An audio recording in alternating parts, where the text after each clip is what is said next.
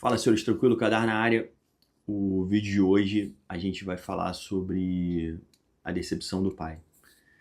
Cara, a gente fala muito aqui sobre família.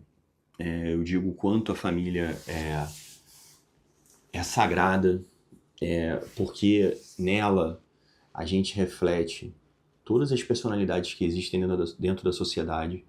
Ali é uma micro, ali é um micro universo social, é o menor.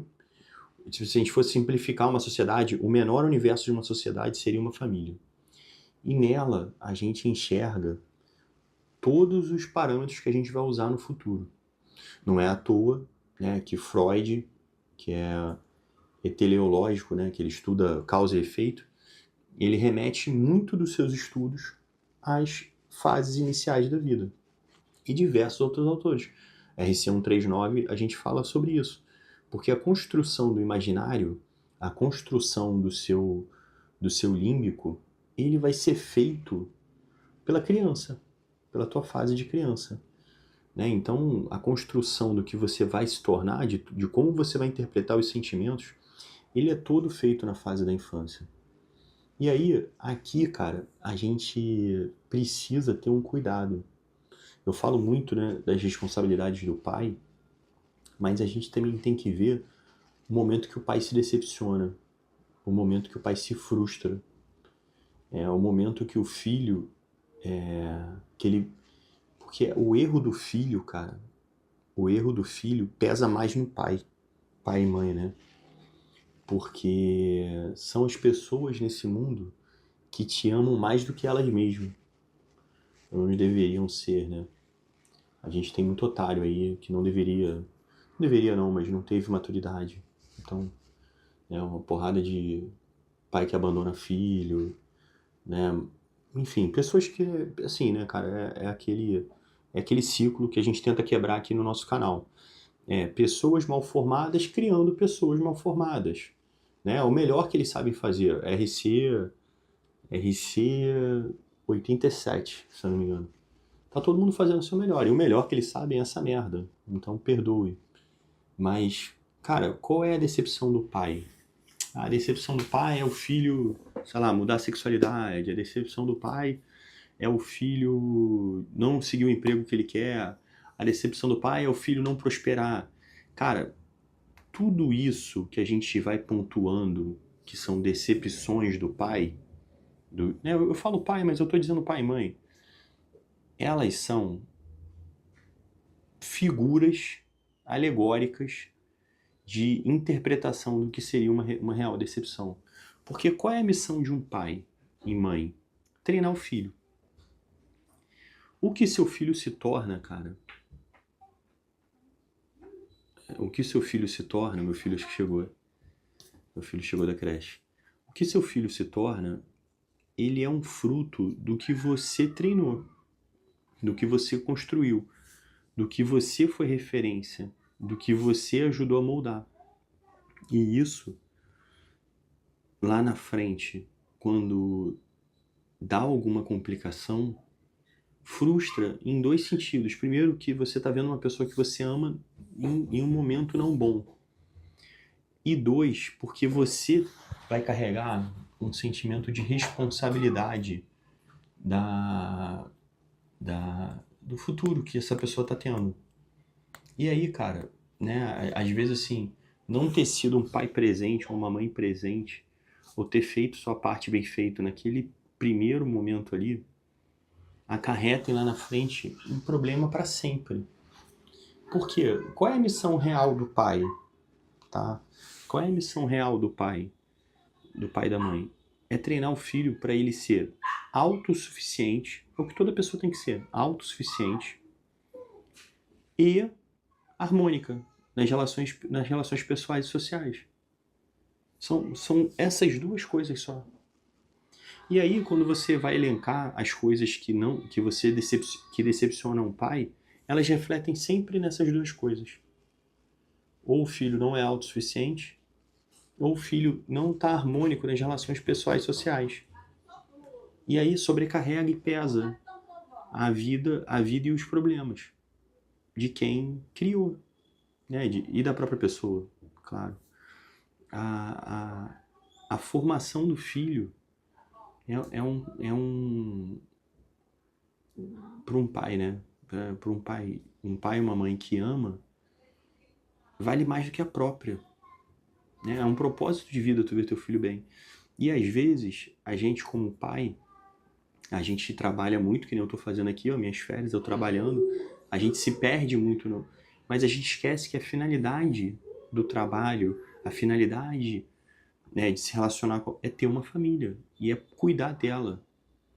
Nada justifica tu sacrificar sua família para ter sucesso, sacrificar sua família para ter prazer, sacrificar sua família para ser egoísta, ficar ali, sabe? Em vez de tu tá cuidando da tua família, tu tá jogando videogame, sabe? Pô, cara, tem hora para tudo, acha a tua hora para fazer isso.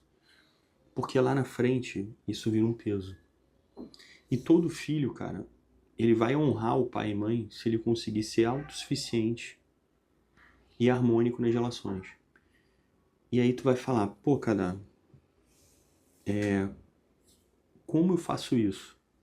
Cara, tem três tarefas que no curso de mentalidade, né, eu utilizo elas para você elevar sua consciência. São três campos de batalha que não tem como ninguém fazer por você, certo? Não tem como eu fazer pelo meu filho, eu fazer pela minha esposa ou eu fazer pela minha mãe, que são as três pessoas que eu mais amo nesse mundo. Que é o quê? Domínio pessoal, eu chamo de domínio pessoal, que é consciência. Domínio social, que são as relações entre pessoas. E domínio profissional, que é a capacidade de dedicação e responsabilidade.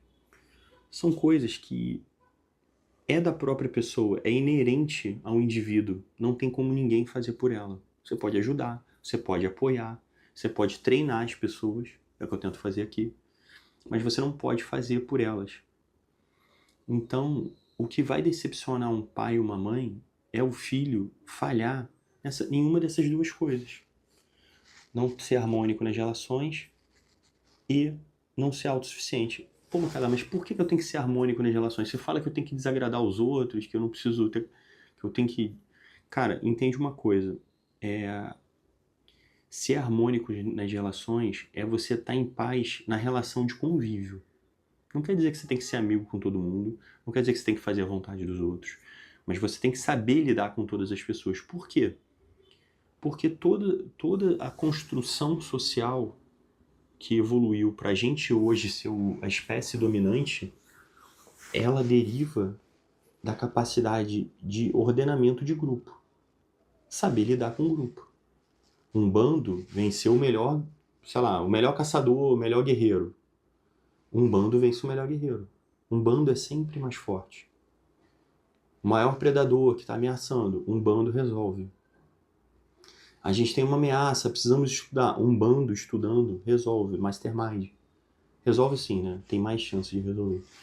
Então, relações pessoais não tem como fugir. O problema é que as pessoas, ainda mais hoje, né? Que só sabem conversar pela internet, as suas distrações são todas virtuais, a pessoa perde a capacidade de se relacionar.